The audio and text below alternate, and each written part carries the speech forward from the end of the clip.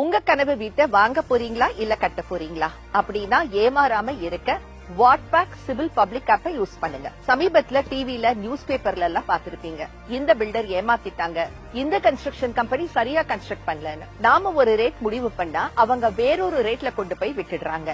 சில கட்டிடங்கள் பாதியிலேயே நின்னு போயிடுது. இந்த மாதிரி பல பிரச்சனைகளை நீங்க வீடு வாங்கும் போதும் கட்டும் போதும் சந்திச்சிருப்பீங்க. உதாரணத்துக்கு சமீபத்துல நடந்த முகலிவாக்கம் இன்சிடென்ட். இந்த மாதிரி தவறுகள் உங்களுக்கு நடக்காம இருக்க வாட்பேக் சிவில் பப்ளிக் ஆப்பை யூஸ் பண்ணுங்க.